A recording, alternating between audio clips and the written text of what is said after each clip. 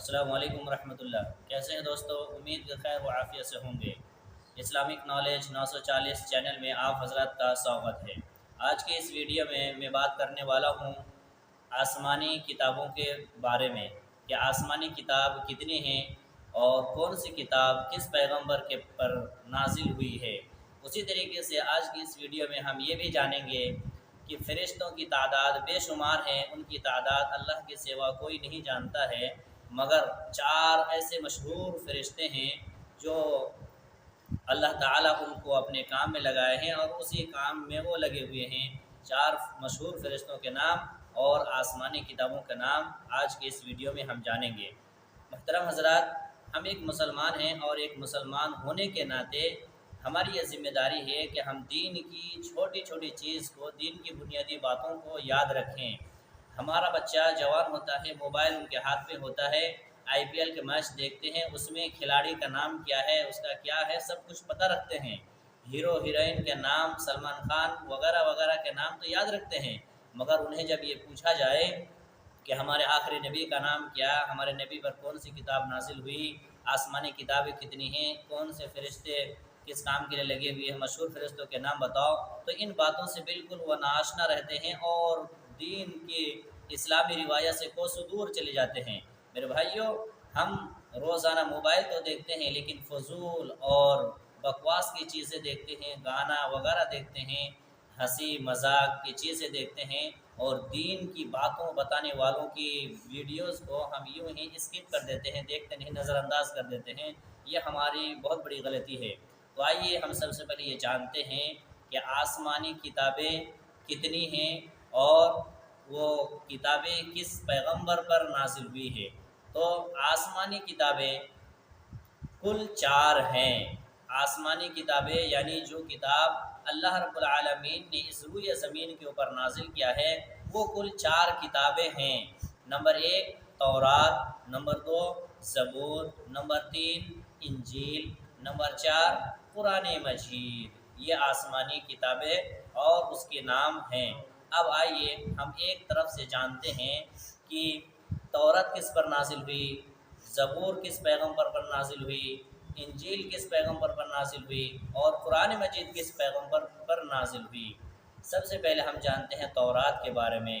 تورات یہ حضرت موسیٰ علیہ السلام جیسے جلیل القدر پیغمبر اس کتاب کو لے کر کے آئے اور اس کتاب کی اپنے قوم والوں کو، اپنے بستی والوں کو، اپنے اقوام کو، اپنے قوم والوں کو اس کی تبلیغ کرتے رہے، اس کے بارے میں تعلیم دیتے رہے۔ تو حضرت موسیٰ علیہ السلام پر تورات نازل ہوئی۔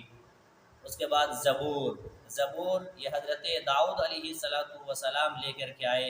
اللہ تعالیٰ نے حضرت داؤد علیہ السلام کو زبور دے کر کے بھیجا تھا کہ جاؤ تم اپنے قوم والوں کو اس کے مطابق، اس کے علم کے مطابق اپنے قوم والوں کو ہدایت کی طرف بلانا۔ اس کے بعد تیسری کتاب ہے آسمانی کتاب میں، تیسرا نمبر کتاب ہے وہ ہے انجیل۔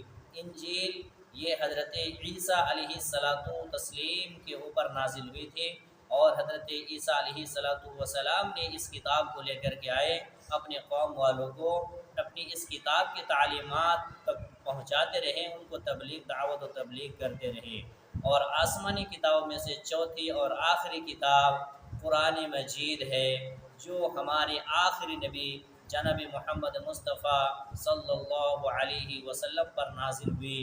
اور یہ کتاب قرآن مجید روئے زمین کی سب سے مقدس کتاب ہے۔ اس قرآن سے پہلے جو دیگر 3 کتابیں نازل ہوئی تھی، تورات، انجیل، زبور، یہ 3 کتابیں اپنے اپنے پیغمبر کو لے کر کے آئے، لیکن ان کے قوم والوں نے بعد میں ان کے گزر جانے کے بعد اس کے اندر تحریف کر ڈالے تھے، تبدیلی کر ڈالی تھی اور اس سے کمی بیشی کچھ چیزیں نکال لیے تھے، کوئی چیزیں اس کے اپنے طرف سے ایڈ کر دیے تھے، اس طریقے سے ان کے اندر تحریف اور تبدیلی کر ڈالے تھے۔ مگر ہمارے نبی صلی اللہ علیہ وسلم پر جو کتاب نازل ہوئی قرآن مجید، اس کتاب میں آج تک نبی صلی اللہ علیہ وسلم سے لے کر کے آج تک اور قیامت کی صبح تک نہ کوئی اس کے اندر تحریف کر سکتا ہے، نہ تبدیلی کر سکتا ہے اور نہ ہی ایک حرف کو ادھر سے ادھر کر سکتا ہے۔ کیوں؟ اس لیے کہ اس کی حفاظت کی ذمہ داری خود اللہ رب العزت نے لی ہے، جیسا کہ قرآن حکیم کے اندر اللہ رب العزت نے فرمایا انا نحن نزلنا الذکر وانا له لحافظون، کہ اس قرآن کریم کو ہم ہی نے نازل کیا ہے اور اس کتاب کی حفاظت کرنے ہم ہی ہیں اس کی حفاظت کرنے والے۔ اس قرآن کو مٹانے کے لیے دشمنان اسلام آئے، اس کے خلاف چرچا کیے، اس کی غلطیاں نکالتے رہے، مگر اللہ رب العالمین کی تماچا، اللہ رب العالمین کی مار اس پر ایسی پڑی، وہ قرآن کو آیا تھا بدلنے کے لیے مگر وہ خود ہی بدل گیا، اللہ نے اس کو خود بدل ڈالا۔ اور اس طریقے کی کئی مثالیں آپ کے سامنے بھری پڑی ہے۔ ایک حال ہی میں کچھ سال پہلے آپ اس کو دیکھ لیجئے، شیعہ شخص کا جو اپنا قرآن کی 26 آیتوں کو نکالنے کی بات کر رہے تھے اور وہ خود اسلام سے نکل گئے۔ میرے بھائیوں، یہ قرآن مجید ہمارے نبی جناب محمد مصطفیٰ صلی اللہ علیہ وسلم کے اوپر نازل ہوئی اور اس کی حفاظت کی ذمہ داری خود اللہ رب العالمین نے لی ہے، اس لیے اس کتاب کو کوئی نہ بدل سکتا ہے، نہ ایک حرف کو تبدیل کر سکتا ہے، اس لیے کہ اس کی حفاظت کی ذمہ داری اللہ رب العالمین نے لی ہے، اور اللہ جس کی حفاظت کرے اس کو کون چکھ سکتا ہے، اس کو کون ضائع اور برباد کر سکتا ہے۔ اور ہمارے نبی سے پہلے جو دیگر آسمانی 3 کتابیں ہیں، تورات، زبور، انجیل، ان کی حفاظت کی ذمہ داری اللہ رب العالمین نہیں لیے تھے، جس کی وجہ سے اس کے اندر ان کے قوم والوں نے ان پیغمبر گزر جانے کے بعد تحریف کر ڈالے تھے، تبدیلی کر ڈالے تھے اور اپنی طرف سے کچھ بڑھانا گھٹانا کر دیے تھے۔ یہ آسمانی کتاب اور ان پیغمبروں کے تعلق سے چند باتیں تھیں۔ اب ہم جانتے ہیں کہ وہ 4 کون مشہور فرشتے ہیں جنہیں اللہ رب العالمین نے اپنے اپنے کام پر لگا دیا اور وہ اپنے کام کو انجام دے رہے ہیں، اللہ کی نافرمانی نہیں کر رہے ہیں۔ میرے بھائیوں، آپ کو یہ معلوم ہوگا کہ فرشتے لا تعداد ہے، یعنی اتنے زیادہ فرشتے ہیں کہ اللہ کے علاوہ کوئی اس کی گنتی نہیں کر سکتا، کوئی شمار نہیں کر سکتا۔ البتہ 4 ایسے مشہور فرشتے ہیں جن کا نام اور ان کا کام ہمیں معلوم ہے اور حدیث کے اندر بتائی گئی ہے۔ سب سے پہلا فرشتہ ہے حضرت اسرافیل علیہ السلام۔ حضرت اسرافیل علیہ السلام یہ کس کام کے لیے لگائے گئے ہیں؟ اللہ تبارک و تعالی نے ان کو ایک بانسری دے دیا ہے سور پھونکنے کے لیے۔ یہ قیامت کے دن اللہ تعالی اس کو حکم کرے گا اور یہ اللہ کے حکم سے قیامت کے دن یہ بانسری میں سور پھونکے گا، جس کی وجہ سے تمام لوگ بے ہوش ہو کر گر پڑیں گے۔ پھر ایک سور پھونکے گا، اتنی تیز آواز ہوگی کہ ان کے سور کی آواز سن کر کے پھر تمام لوگ زندہ ہو کر کے دوڑنا شروع کر دیں گے۔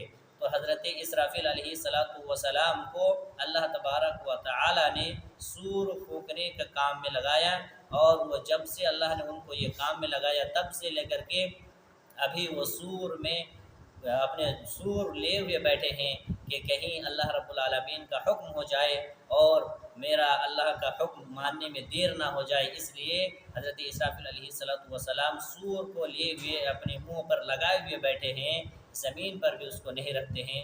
کتنی اللہ کے مطیع اور فرما بردار یہ اللہ کے مخلوق ہے۔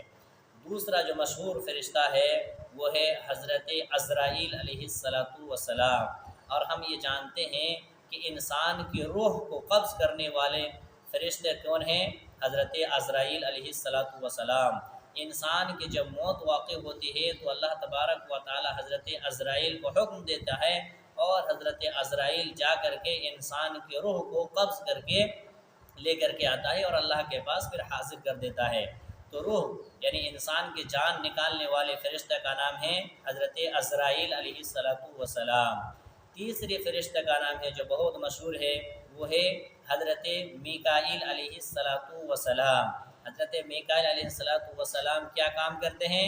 حضرت میکائیل علیہ السلام کو اللہ تبارک و تعالی نے یہ اللہ کے حکم سے حضرت میکائیل علیہ السلام بارش برساتے ہیں۔ اللہ کا جب حکم ہوتا ہے کہ کس علاقے میں بارش برسانا ہے، کس علاقے والوں کو پانی دینا ہے، تو اللہ کے حکم سے حضرت میکائیل علیہ السلام بارش برساتے ہیں، پانی نازل کرتے ہیں۔ یہ حضرت میکائیل علیہ السلام کا کام ہے۔ اسی طریقے سے چوتھا اور آخری جو مشہور فرشتے ہیں ان میں سے ایک ہے حضرت جبریل علیہ السلام۔ حضرت جبریل علیہ السلام کا کام یہ ہے کہ یہ تھا کہ حضرت جبریل علیہ السلام اللہ کے پیغام کو نبیوں تک پہنچاتے تھے، اللہ کے پیغام کو، اللہ کی باتوں کو وحی لاتے تھے۔